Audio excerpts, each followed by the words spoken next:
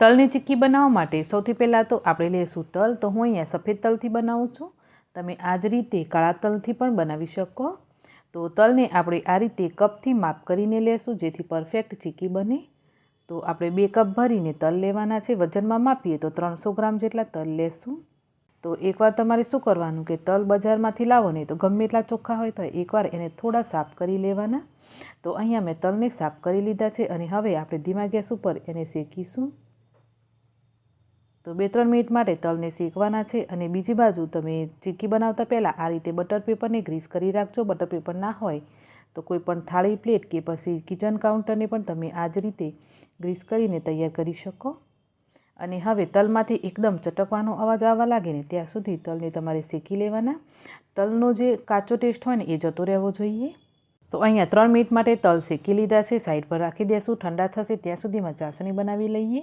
તો 1.5 ચમચી ઘી અને 2 કપ જેટલો આપણે ગોળ લેવાનો. ગોળ આપણે ચીક્કીવાળો લેવાનો. હવે ગોળ અને ઘીથી સરસ એવો પાયો તૈયાર કરવાનો છે. તો ગોળનો પાયો બનતા પણ વધારે ટાઈમ નહીં લાગે. ખાલી 2 થી 3 મિનિટ જેટલો ટાઈમ લાગશે. અને વચ્ચે વચ્ચે તમારે ગોળની ચાસણીને ચેક કરતા રહેવાનું. તો વાડકીની અંદર પાણી લઈ અને તમે ચાસણીને ચેક કરવાની. તો ચાસણી છે ને એ આ રીતે એકદમ ક્રિસ્પી થઈ જાય ત્યાં સુધી એને બનાવવાની છે.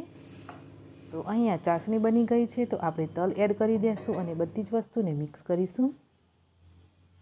તો ગોળની ચાસણીની અંદર તલ નાખો ત્યાર પછી તમારે ફ્લેમને બંધ કરી દેવાની અને બરાબર તલને મિક્સ કરી લેવાના ગોળ સાથે. તો અહીંયા બધું જ બરાબર મિક્સ થઈ ગયું છે. તો આપણે આ મિશ્રણને બટર પેપર ઉપર લઈ લેશું. તો હલકું એ ઠંડુ થાય પછી બટર પેપર ઉપર લેજો, નહીં તો બટર પેપર સાથે ચીક્કી છે એ ચોંટી જશે. તો બધું જ આપણે મિક્સ લઈ લેશું બટર પેપરની ઉપર અને પહેલાં એને હાથથી થપથપાવીને જેટલું બને એટલું ફેલાવવાનું. ત્યાર પછી વાડકીની હેલ્પથી થોડું ફેલાવી લેશું. અને હવે એકદમ ઠંડુ થવા લાગ્યું એવું લાગે ને ત્યાર પછી એની ઉપર વેલણ ચલાવી લેવાનું. તો ગરમ ચીક્કીમાં વેલણ ચલાવશો તો ચીક્કી છે એ વેલણ સાથે ચોંટી જશે. એટલે તમારે પહેલાં એને થોડું હાથથી ને વાડકીથી ને એમ ફેલાવી લેવાનું. ત્યાર પછી જ વેલણથી વણી લેવાનું. ત્યાર પછી ગરમ ચીક્કીમાં તમારે ચપ્પુથી કાપા કરી લેવાના અને ત્યાર પછી જ તમારે આ રીતે કોઈ પણ ધારવાળું જો તમારી પાસે ઢાંકણ હોય તો એનાથી ચીક્કીને કટ કરી લેવાની.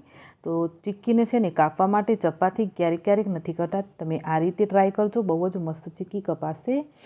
તો અહીંયા આપણી ચીક્કી બનીને તૈયાર છે ફ્રેન્ડ્સ. તો તલની ચીક્કી બનાવવાનું એકદમ સરળ છે અને ઘરે જ બનાવીને જરૂરથી ટ્રાય કરજો કેમ કે હેલ્ધી પણ છે અને એકદમ ચોખ્ખી પણ બને છે. તો તમને આ રેસીપી કેવી લાગી મને કોમેન્ટ કરીને જરૂરથી જણાવજો. રેસીપી ગમી હોય તો વિડીયોને લાઇક, શેર કરી ચેનલને સબસ્ક્રાઈબ કરજો. આવજો.